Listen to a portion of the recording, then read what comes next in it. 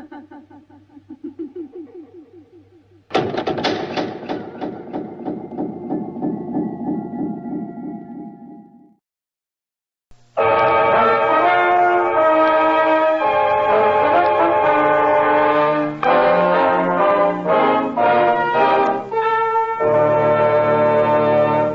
Hair Tonic and Kreml Shampoo present the new adventures of Sherlock Holmes, starring Nigel Bruce as Dr. Watson and Tom Conway as Sherlock Holmes.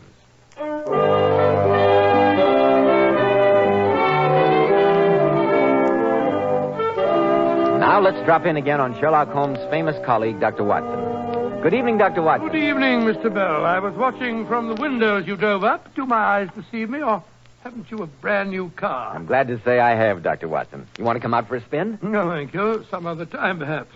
I can't help thinking of the first time I ever accepted such an invitation. I sent a story, Dr. Watson, and judging from the reminiscent expression, one in which you and your friend, Mr. Sherlock Holmes, were both concerned. Oh, hardly, Doctor. You're quite right, my boy. Sherlock Holmes and I took our first ride in a motor car together back in the autumn of 1903.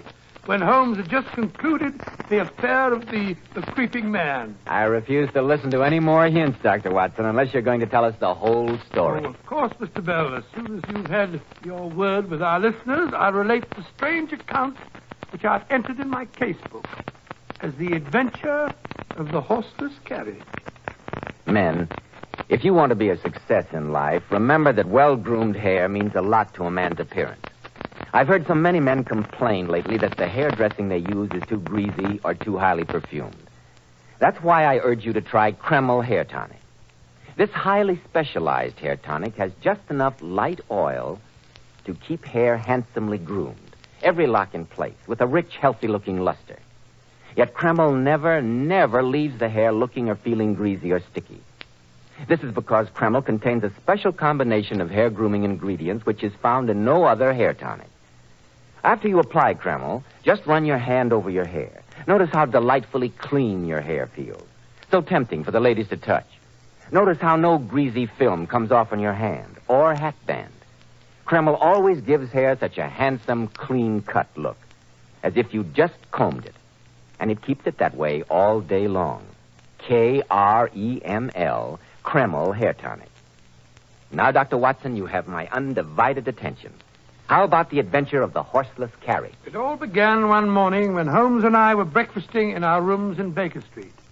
Holmes was opening his mail. If you can tear yourself away from the kidneys and bacon for a moment, Watson, I'd like to read you a letter. It's a bad habit, Holmes, burdening your mind with problems at breakfast. Interferes with digestion, told you so 100 times. But go ahead. My dear Mr. Holmes, my friend Mr. Alexander Holder of the banking firm of Holder and Stevenson of Threadneedle Street informs me that you recently were of great assistance to him in a highly confidential matter. Oh, what's the matter? I'm therefore taking the liberty of calling upon you at 10 o'clock tomorrow morning, Tuesday, in the hope of obtaining your assistance and advice. Yours faithfully, Austin Grierson. Austin Grierson. Seems to me I've heard or read about that name somewhere later. That's more to you. Thank you, no. Take a look at his letter and see if you can form any conclusion from it, while I have a glance at what our reference book can offer on Mr. Grierson. Mailed yesterday. Postmarked Southampton. Mr. Grierson is presumably well-to-do. The notepaper is of expensive quality. Capital, Watson. What else? Nothing else, I can see. My dear Watson, nothing else that you observe, you mean? Mr. Grierson has evidently written under the stress of strong emotion. Notice how the pen nib has dug into the paper at several points. He is evidently a man who is used to having his own way. The manner in which he appoints the hour at which he will call upon us today indicates that. He is obviously mechanically minded, and despite his wealth, still interests himself in machinery. Oh, now, Holmes, how can you tell that? There are faint traces of 2 fingerprints of the writer's left hand, where he held the paper with fingers that were a trifle oily. And your nostrils should enable you to identify the very faint odor of machine oil. No, not my nostrils. The light is better over here near the window. Let's see what our reference book says. Well? Austin Grierson, Chairman, Board of Directors, Southampton Machine Works, patentee of Grierson's internal combustion engine for motor cars. Ah, that's where I saw his name in a newspaper account concerning a race of some of these idiotic new horseless carriages. Quite so. And furthermore, Watson, I can tell you that Mr. Grierson is fond of animals, and especially a large Airedale. Now, Holmes, I absolutely refuse to believe that you can deduce that from the fellow's letter. I never said I could. But it's precisely 10 o'clock, and Mr. Grierson, complete with Airedale, has just been ushered in our front door by Mrs. Hudson. Amazing deduction, I must say. You saw it out of the blasted window. Come in. Good morning, Mr. Grierson. Good morning, gentlemen. I'm Sherlock Holmes, and this is my colleague, Dr. Watson. How do you do? How do you do, sir? How do you do, sir? Mr. Holmes, Dr. Watson, I'm glad to meet you. Quiet, Jeff, quiet there. This is my colleague and a very good guardian, too. Sit down, Mr. Grierson, and tell me why you feel the need of a watchdog. The newness of his collar and lead would indicate that you've only recently acquired him. Quite right, Mr. Holmes. Well, I'll get to the point at once. I made all my money in machinery. I don't mind saying it, I'm a pretty wealthy man. During the past 3 years, I've devoted all my time and most of my fortune to developing the coming wonder of the world, sir, the motor car. Wonder of the world, eh? It'll never replace the horse, Mr. Grierson. Never. You sound like my nephew Edward, Dr. Watson. He shares your opinion. But I assure you, sir, that if my new motor car can only win the forthcoming endurance test, of which you may have read, I shall have no difficulty in selling a car a week. 52 cars a year? Preposterous. Nevertheless, it is the case, Dr. Watson. In fact, Mr. Holmes, it is the very excellence of my prospects that has brought me to you. How's that, Mr. Grierson? I have just recently completed and been testing the first model of my new car. 2 cylinders instead of the old-fashioned 1. Tremendous power, Mr. Holmes. The endurance test is to be held tomorrow over a course from Southampton to Alton and back. A distance of over 40 miles. 40 miles? And I feel certain that my new car will win. And as you can easily imagine, gentlemen, the ensuing publicity will be invaluable. In fact, Mr. Holmes, I have no hesitation in saying that I must win. I see. At least one of the backers of the other 3 cars that entered in this contest feels the same way. And the last 2 weeks, there have been one very definite attempt to damage my new car, and yesterday a second attempt almost resulted in my death. Evidently, some people do take these horseless carriages seriously. Yes, Dr. Watson. Unlike you and my nephew Edward, who feels that I'm dissipating the family fortunes in a mad scheme, some people do. Only the fortunate fact that I was driving slowly at the moment saved me from death when the testing apparatus broke. It could not have been an accident, Mr. Grierson? Did the mechanism show definite signs of being tampered with? Beyond any doubt, Mr. Holmes. There were file marks on the steering yoke. And you're certain that these attempts are being made by outside sources, not by members of your own family or persons associated with your venture? My family and fellow workers are above suspicion, Mr. Holmes. So I hope that you will undertake to guard both the car and myself during the next 24 hours until the race is over. Under one condition, Mr. Grierson. Name it, sir. I'm always anxious to experience a new sensation. My condition is that you take Dr. Watson and myself for a drive in your racer as soon as we can get to Southampton. What? Done, Mr. Holmes. Not I. You'll never get me to risk my life in one of those wretched things. Holmes,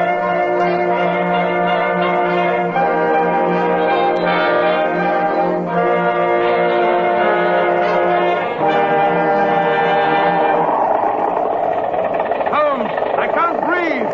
How fast are we going? Better than 16 miles an hour. Oh, the dust's enough to choke you.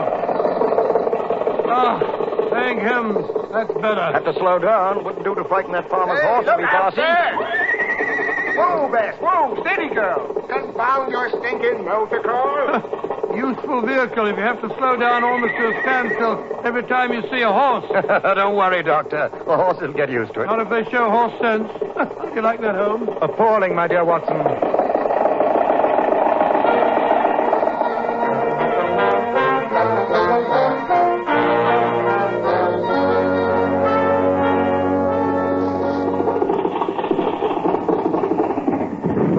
Gentlemen, here we are, safely home again. A most interesting experience, Mr. Grierson. Oh, phew. I'll feel better when I've washed off some of this dust. We'll go up to the house in a moment, Dr. Watson. I'm so sorry there's no place to wash up down here in the barn. I've been keeping the car here for the past couple of weeks instead of down at the machine works. At least this old barn is near the house. I wonder where that fellow Simmons can be. Just a moment, gentlemen. I'll hang up your dusters in this cupboard. Here, now, get away from that car, you two. If you don't, your skulls will be bashed in with this spanner. Just a moment, my good man. There's no need for you to be I offensive. know who you are. You're someone of those sneaky people. Simmons, hold on. These gentlemen are friends of mine. This is Mr. Sherlock Holmes and Dr. Watson. Oh. This is Joe Simmons, gentlemen. Hi, Good morning, Simmons. The foreman of my machine works and the best motor car mechanic in the world. You'll understand my suspicions, Mr. Grierson, when I tell you that Mr. Charles saw some bloke hanging about here while you were up in London. What, did you catch him? No, I'm sorry to say I didn't, sir. We chased him, but the blighter got away. Hello, Uncle Austin. How did she run? Perfectly, Charles, perfectly. You and Joe have a tune to a hair. Gentlemen, my nephew Charles Grierson, who helped me design my car. Charles, Mr. Holmes, Dr. Watson. How do you do? How do you do? She's a beauty, isn't she, gentlemen? Come, let's go up to the house for some tea. Simmons, you will be here on guard tonight? You bet I will, Mr. Grierson. And keep Jeff with you. Stay here, Jeff. Good dog. Good dog.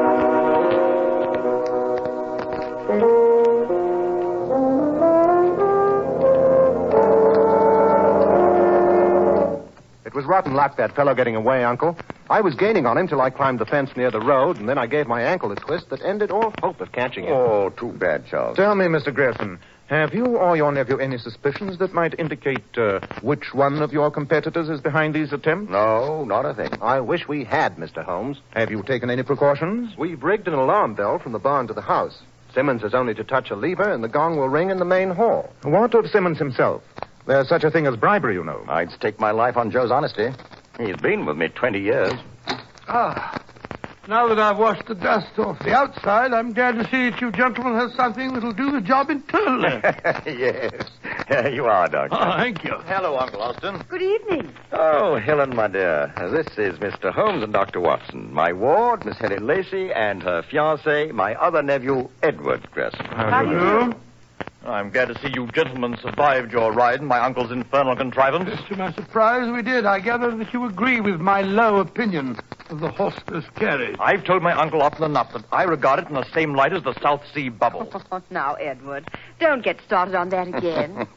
Just you wait until we've won the race and are turning out cars by the dozen, Edward, and you'll find yourself with plenty of legal work on your hands. Taking care of damage suits, probably. By the way, I ran across a rather odd thing today in a letter of inquiry from America. Did you know that in all countries except England, people drive on the wrong side of the road? What? Do you mean to say that in other countries they don't keep to the left? Absolutely not. They drive on the right. Barbaric. Mr. Holmes and Dr. Watson are going to be staying with us, Helen, until... The alarm. Good Scott! Simmons! The car! Something's happened. Hurry!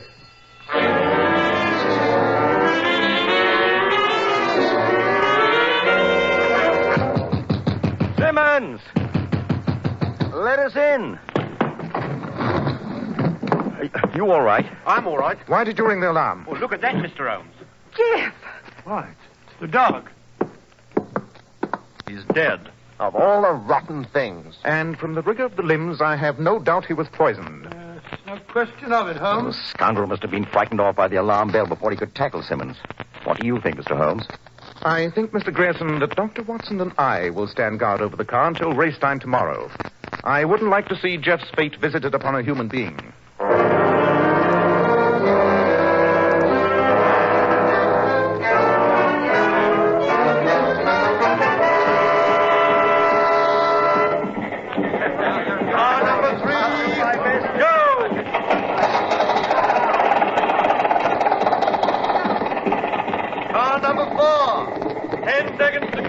Good luck, Mr. Grierson. You've done your job, Mr. Holmes. Now I'll do mine. Careful of that curve near Petersfield, Uncle. Be careful, Uncle. Good luck. Come back all in one piece. Car number 4, go!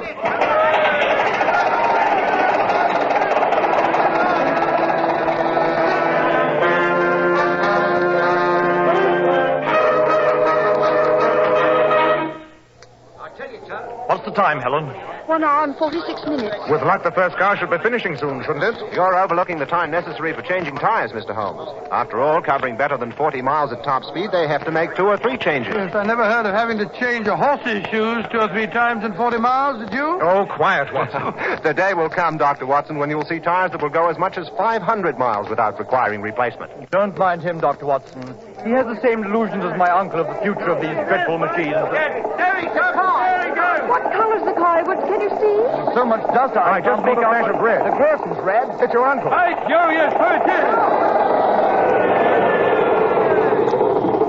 We've won! We've won! I told you we'd win. Well, come on.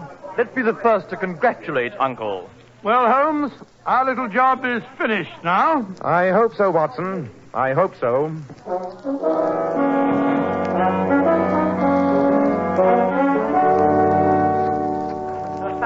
Well, I'll admit the way Mr. Grierson took the bridge outside Alton, my heart was in my mouth. But it was a great race. Hello, everybody. Hello, Hello, Charles. Charles. Where's Mr. Grierson, Charles? Oh, I left him down in the barn. He's crooning over the car like a mother. You don't think, Mr. Holmes, that the twisters who've been causing this trouble would try any tricks now that the race is over, do you, sir? I hardly think anyone will make any attempts on the car. Oh, here's a telegram for you, Mr. Holmes. It just arrived. Thank you. Is Uncle Austin still down at the barn?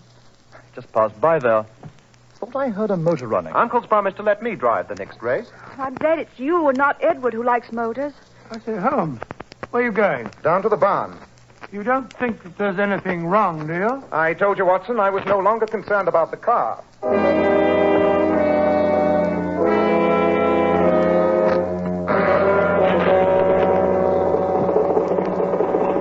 Give me a hand with this door, Watson. Seems to be stuck. Here, let me get my shoulder against it. Now. Push. Back, Watson, back. What is it, Holmes? What's wrong? What's the matter? Don't go in there. That motor's still running. Those fumes are deadly carbon monoxide. Edward, take Helen back to the house. No, Holmes, don't. I've got to get Grierson out. All right, I'll help you. No, you don't, Dr. Watson. If you go in, there'll be three of you to drag out. Here. Give me a hand. That's better. Take care of him, Watson.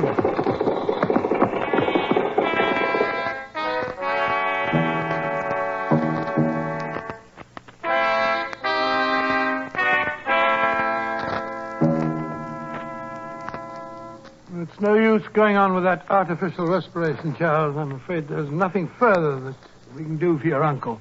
Will you get in touch with the police, Charles? I'll send someone to town right away. I'd best get down to the factory and tell them what's happened. There'll be no party over the victory tonight. There's another devilish thing that you can charge up to the motor car, Holmes.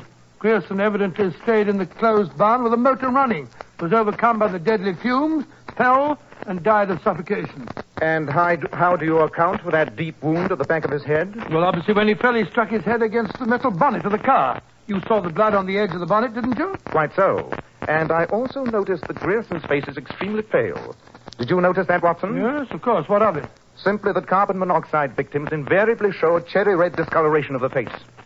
What do you mean, Holmes? This is no accident, Watson. This is murder.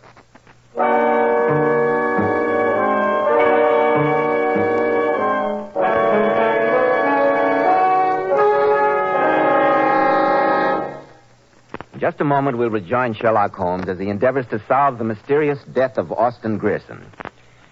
Every man who takes pride in his appearance should know that handsome, healthy-looking hair needs a hygienic scalp. That's why when you buy a hair tonic, be sure to get your money's worth. Don't just settle for any hair dressing when you can enjoy the extra advantages of Kreml hair tonic. This highly specialized hair tonic contains an amazing combination of hair grooming ingredients which is found in no other hair tonic. Kreml keeps dry, stubborn hair neatly in place all day and always gives hair such a natural, well-groomed appearance, never sticky or greasy. But men, Kreml does lots more than keep hair looking handsome. Kreml leaves your scalp feeling so alive. At the same time, it removes dandruff flakes. It's simply great to lubricate a dry scalp. And if your hair is so dry it breaks and falls when you comb it, Kreml actually helps condition the hair in that it makes it feel softer, more pliable. So men, buy a bottle of Kreml at any drug counter. Ask for an application at your barber shop. Let Kreml help keep your scalp hygienic. Your hair always looking its very best. Kreml, Kreml Hair Tonic. Now, Dr. Watson, what happened after Sherlock Holmes discovered Mr. Grierson had not died accidentally but had been murdered? Well, I was still the only one to whom Holmes had revealed the shocking discovery, and he'd cautioned me to say nothing of it. As we walked back to the house a few minutes later, I suggested a theory. And on what do you base your suspicions of Edward, Watson? Well, it's obvious. Grierson told us last night that his two nephews would inherit equally. And Edward has made no secret of the fact that he felt his uncle was throwing away the family fortune in this wild venture. Besides, he had the opportunity. What do you think, Holmes? I think, Watson, that the libel laws being what they are, and Edward being a lawyer, you had better not air your opinion where he can hear you. Oh, really? Ah, Edward. How is Helen? She's resting upstairs, Mr. Holmes. One of the maids is staying with her. This horrible affair has shaken her badly. Of course. I've sent Joe Simmons to town with a message for the police, Mr. Holmes. Thank you, Charles. I'm afraid it'll be the better part of an hour before we can expect them. I wonder, Watson, if you'd be good enough to take care of this little matter that I've noted down on the slip of paper. Huh? Yes, right. I'll see to it at once, Holmes. Gentlemen, I gathered from what your uncle said last night that you will now be the joint owners of the Southampton Machine Works and of his motor car patents. Yes. Do you intend to carry on as before? Of course not, Mr. Holmes. My uncle knew how I felt about all this expensive foolishness. I've agreed to buy out Edward's share, and he's going up to London to carry on his legal career. Well, if you don't need me for anything further, Mr. Holmes, I think I'll slip upstairs and see how Helen is doing. Of course, Edward. I hope you'll find her bearing up under the shock. Thank you.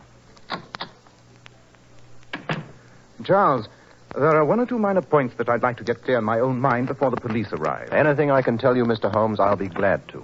Now, Charles, when we left you and your uncle, he was about to have you check some question regarding the sparking plugs in the motor. Is that right? Quite, Mr. Holmes. I opened the bonnet and removed the sparking plugs for Uncle's inspection. Meanwhile, he refilled the petrol tank. So that there would be sufficient petrol to allow him to test the motor, I assume. That's right. The tank was almost empty after the race. Precisely.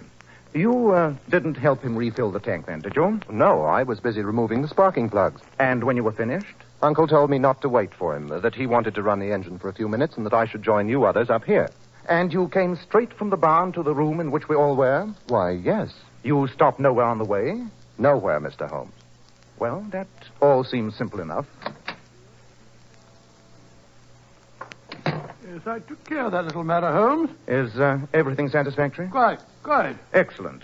If you and Charles will excuse me, Watson, I'll be back in a few minutes. Why, certainly, Mr. Holmes. By the way, Charles, Dr. Watson and I will be returning to London as soon as the police have been here. Very well. I suppose, Dr. Watson, that this tragic accident confirms your distaste for the motor car. Yes, it does, Charles. Or rather, it would if Holmes hadn't convinced me that it wasn't an accident. What do you mean? There's something I shouldn't. I thought Holmes had told you that... Told me what? Nothing. Nothing. I insist on knowing what you're hinting. Are you implying that my uncle's death was not accidental? Well, of course it didn't occur to me.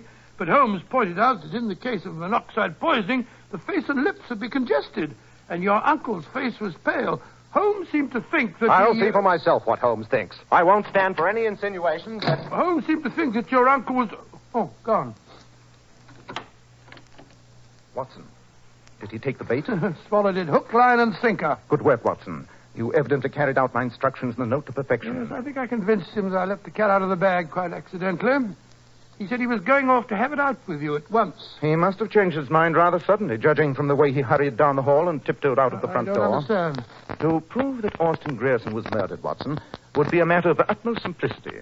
But my certainty that it was Charles who murdered him rests upon so slender a bit of evidence that I'm sure no jury in the world would convict him.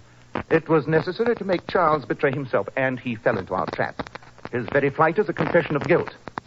Ah, listen. That's why you told me to remove those things, sparking plugs, you call them, from the car. Quite. So that Charles would be forced to make his escape on one of the horses, once he'd discovered that the car would not start. But Holmes, undoubtedly, he'll have taken the fastest horse. How on earth are we going to catch up with him? In the motor car, of course. The motor car, but Simmons isn't here. Who on earth's going to drive the infernal thing? I observed Mr. Grierson's actions rather closely yesterday. I feel quite certain that I am competent to operate the machine. Oh, this is the end. Come on, Watson. Show me where you hid those sparking plugs.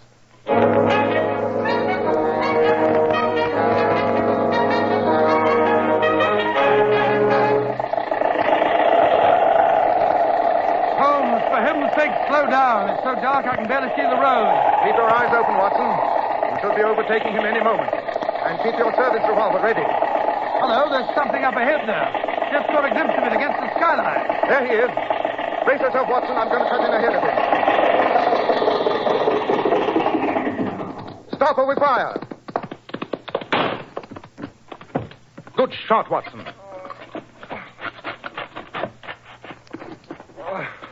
You killed me, you devils. Take a look at him, Watson. Got him through the shoulder. Painful, but not fatal. Blast you, Holmes. You had the devil's own luck. I can assure you it wasn't luck that gave you away and revealed your whole scheme. You thought that once your uncle was out of the way and you had bought out your brother's interest, you would have sole control of a business that would prove a gold mine. You can't prove it. A gold mine? Why, Edward told me that Mr. Grierson had sunk a fortune into his experiments. So he had. But what Edward did not know, but Charles had evidently learned, was that the banking firm of Holder and Stevenson had offered Mr. Grierson £100,000 for his patents. The offer was dependent upon his winning the race. The telegram I received yesterday from Holder and Stevenson was an answer to my inquiry. You devil. Good heavens, then, Holmes, all those previous attempts at sabotage... Those were designed to make us think that some competitor was responsible. All meant to point away from the real murderer. The dog. Why poison the dog? Another attempt to lead us off the track by making us believe strangers were responsible. But, Holmes, what was it that made you realize that it was Charles who killed his uncle? As I've often told you, Watson, you see, but you do not observe. You may remember that when we returned from our drive, Mr. Austin Grierson, when you wanted to wash off the dust, told you that there was no place in the barn where you could do so. What on earth's that got to do with it? When this fellow here had removed the sparking plugs after the race at his uncle's request, his hands must have been covered with dirt and grease. But when he joined us at the house, his hands were quite clean. He told me when I questioned him that he had not stopped anywhere on the way. Obviously, it must have been he that filled the petrol tank so that the engine would keep running after he had killed his uncle. Nothing but petrol would have washed off the oil and dirt from his hands. Good heavens, Holmes, and that was a slender clue which told you that he'd killed Grierson. So slender a clue, Watson, that it was only your excellent performance that betrayed this fellow into the flight that will convict him. Oh, thanks very much. Only did what you told me, Holmes.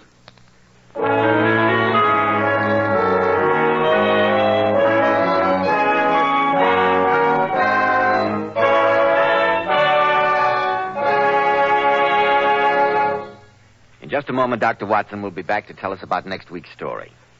Ladies, of course you use a shampoo to wash your hair. But just a word of caution.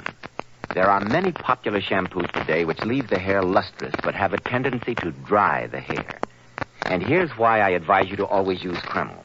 Lovely Powers models were among the first to discover the amazing beautifying qualities of Kreml shampoo. Yes, Mr. Bell. The girls claim no other shampoo leaves hair with more brilliant, glossy, natural highlights. Yet under no circumstances does Kreml shampoo ever dry your hair. Kreml shampoo is not a soapless shampoo. It's not a cream shampoo. It's entirely different. It really is different, Mr. Bell. After a Kreml shampoo, the hair actually radiates natural, brilliant luster. But Kreml shampoo has a built-in oil base, which helps keep the hair from becoming dry or brittle. So, ladies, be smart. Always wash your hair with Kreml shampoo. It leaves hair a vision of shining beauty, yet in no way hurts the texture. Kreml, Kreml shampoo. Now, Dr. Watson, what about next week? Well, now, let me see. Next week, I think I'll tell you a story I always referred to as Q for murder. Q for murder? That sounds as if it concerned the theater, Dr. Watson. That's where you're wrong, Mr. Bell. Oh? This adventure took place in the depth of Limehouse near the docks and concerned a particularly unpleasant and fiendish murderer.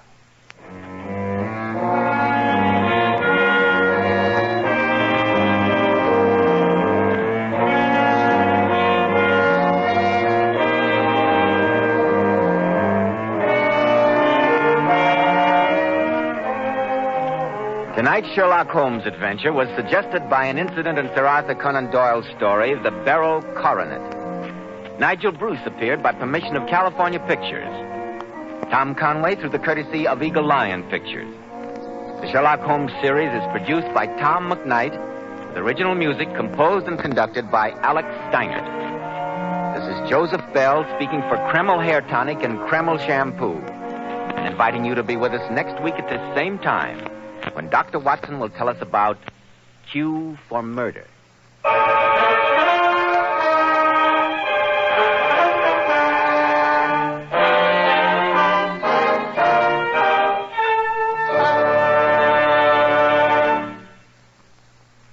This is ABC, the American Broadcasting Company.